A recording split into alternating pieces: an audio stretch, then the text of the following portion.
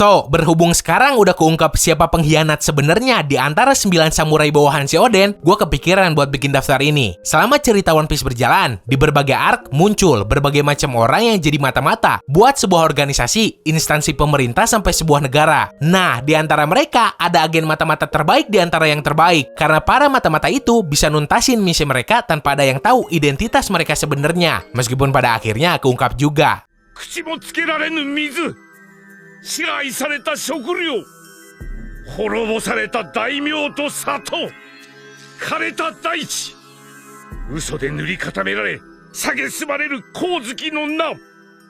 Tanpa pengenalan, kita langsung aja masuk ke pembahasan. Tapi sebelum itu, buat yang belum tahu, sebenarnya Distrik Anime punya fanpage di Facebook. Maka dari itu, jangan lupa di-like juga. Soalnya, kalau di sana rame, gua bakal ngepost berbagai macam cuplikan anime, sampai informasi seputar dunia anime terbaru. Jadi, sekali lagi, jangan lupa mampir terus di-like juga. Linknya ada di deskripsi.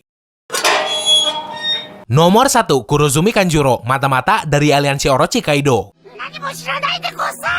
どうした？顔色が優れぬようだが。おい待て！どこへ行く？我らだけでは雷蔵を探せる。待てデコ！話をしてくれ！ Dijuluki juga sebagai siraman senja Kanjuro, seorang samurai yang setelah kehilangan orang tuanya, doi dikasih instruksi sama si Orochi buat ngemata-matain seluruh keluarga si Oden plus bawahannya. Saking berhasilnya penyamaran si Kanjuro, bahkan nih orang tuh jadi salah satu dari 9 samurai kepercayaan si Oden. Belaga bego lah, acting kagak bisa ngegambar, padahal nih orang teknik ngegambarnya bagus banget dan bisa ngemanfaatin kekuatan buah paramesia yang udah doi makan secara baik. Menurut si Orochi sendiri, sosok bernama Kanjuro ini cuma berhasrat buat acting sebagai orang lain. Setelah terungkapnya hal ini, banyak banget pemegang teori Shinobu pengkhianat pada malu.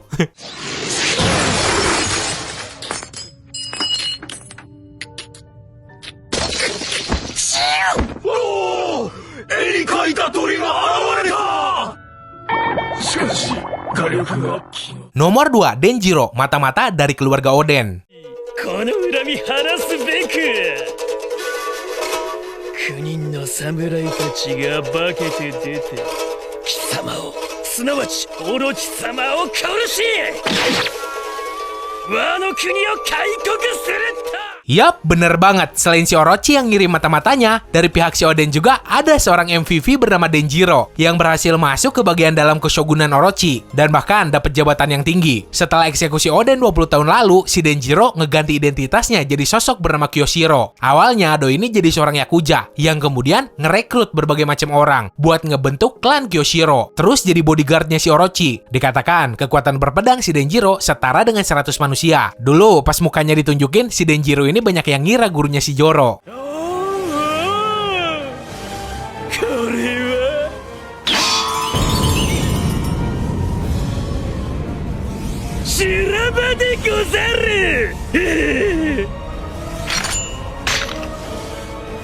Nomor 3, Charlotte Pudding, mata-mata dari keluarga Big Mom.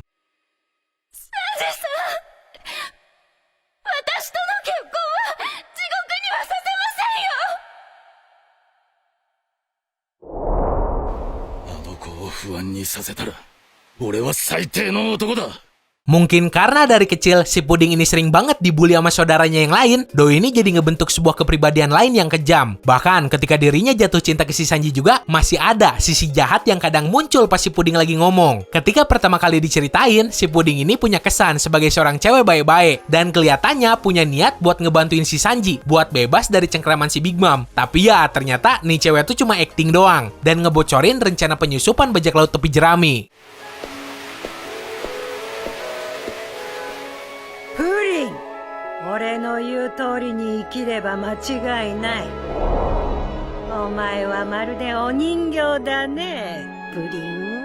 Nomor 4, Nefertari Vivi, mata-mata dari negeri Arabasta.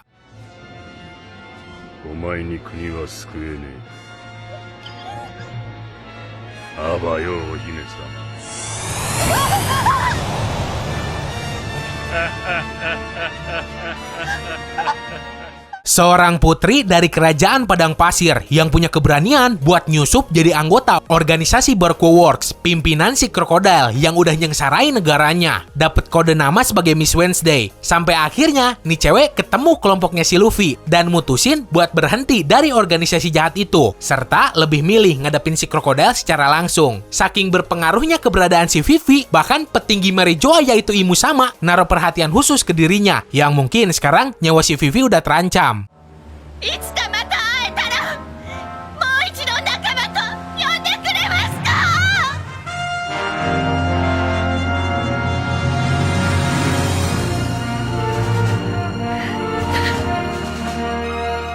Nomor 5, X-Drake, mata-mata dari Angkatan Laut. 見せしめだろう。和の国で我ら百獣海賊団に逆らえばどうなるか。それを分からせるのは大事なことだ。で、なぜお前がいる、ホーキンス。 Semua orang juga pasti awalnya ngira kalau si Drake tuh emang beneran bajak laut mantan Marine. Apalagi pas di Sabaody dulu, si Drake sempet bentrok sama si Kizaru. Ternyata orang yang masuk jadi salah satu generasi terburuk ini seorang angkatan laut, bagian dari divisi khusus dengan tugas nyamar dan masuk ke lingkungan musuh. Divisi khusus ini bernama SWORD. Sampai sekarang, penjelasan tentang SWORD ini masih jadi misteri. Siapa pemimpinnya dan siapa yang jadi anggotanya. Nih orang sendiri sekarang ngemban misi yang lumayan berbahaya karena doi nyusup ke daerah kekuasaan si Kaido sebagai anak buahnya. DS ドレークという海賊だ。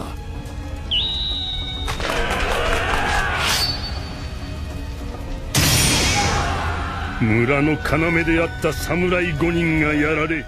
Nomor 6, Don Quixote Rocinante, mata-mata dari Angkatan Laut. 治るか死ぬか、命の瀬戸際だ。踏ん張れ。白煙病だ。病院を閉めろ。入ってくるぞ。てめえら全員ぶっ殺してやろうが。やめろ、クラさん。クラさん。 Demi nangkep sekaligus ngehentiin keberingasan kakaknya sendiri yaitu si Doflamingo, si Rocinante ini jadi salah satu mata-mata Angkatan Laut di bawah pimpinan si Sengoku langsung kala itu. Doi ini bertugas buat ngebocorin segala informasi soal keluarga Don Quixote. Tapi sayang, di saat-saat terakhir si Doflamingo mau ketangkap Angkatan Laut, identitas sebenarnya si Rocinante terkuak dan nyawanya dihabisin sama si Doflamingo saat itu juga. Saat ini, tekad dan keberanian si Rocinante udah diwarisin ke si Law, salah satu bajak laut generasi terburuk yang seangkatan sama si Luffy.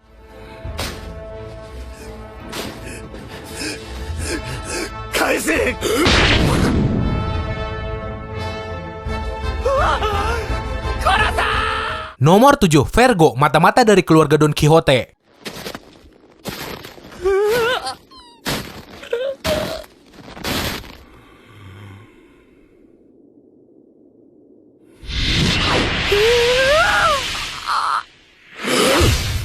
Nah, selain Angkatan Laut, si Doflamingo sendiri ternyata punya mata-mata sendiri di dalam instansi pemerintah itu. Orang itu bernama Vergo, pimpinan dari cabang Angkatan Laut bernama G5. Salah satu bawahannya orang adalah si Smoker. Bahkan ketika identitas asli si Vergo bocor, si Smoker ini ngerasa terhianati banget. Tapi untungnya ketika di Panghazard dulu, si Vergo berhasil dihabisin sama si Law dan ikut meledak bareng Pulau Panghazard itu sendiri.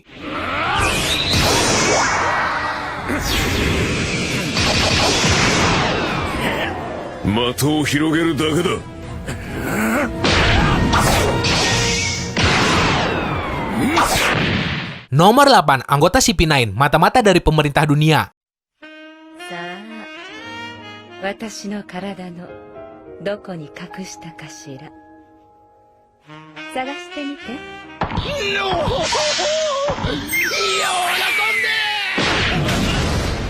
Nyamar sebagai tukang kayu di Water 7 dengan tujuan ngambil sebuah cetak biru, salah satu senjata kuno terkuat sepanjang sejarah, yaitu Pluton. Pas datangnya kelompok topi jerami ke sana, ternyata misi CP9 itu udah ada di ujung tanduk dan tinggal nunggu eksekusi. Tapi apesnya, berhubung CP9 macam-macam sama si Luffy, walhasil misi tersebut gagal total. Bahkan kegagalan misi itu sampai ngehancurin seluruh pulau keadilan Enies Lobby dan hancurnya seluruh CP9.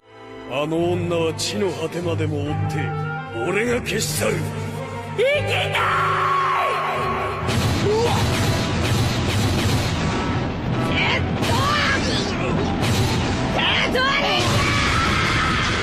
Nomor 9, Buah Hancock, mata-mata dari Monkey D. Luffy.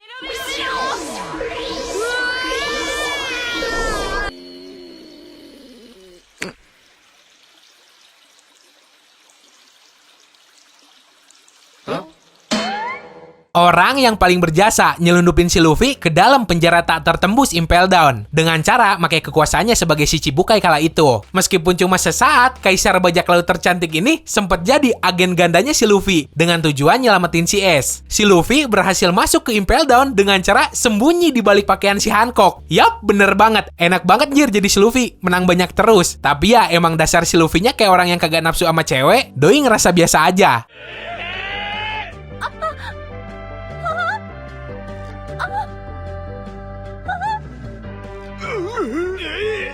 ありがとうおにぎるよよいのじゃ気にせず Nomor 10, Kuzan, mata-mata dari Angkatan Laut. 全員皆殺しだ。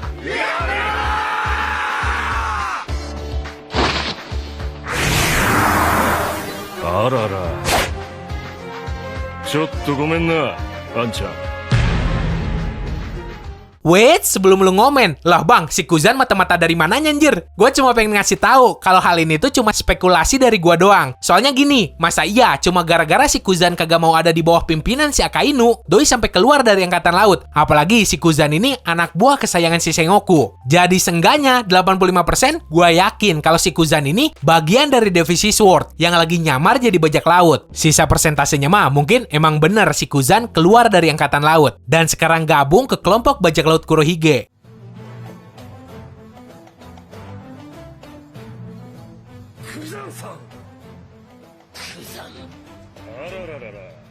バスターコールが元海兵によって阻止されたんじゃ。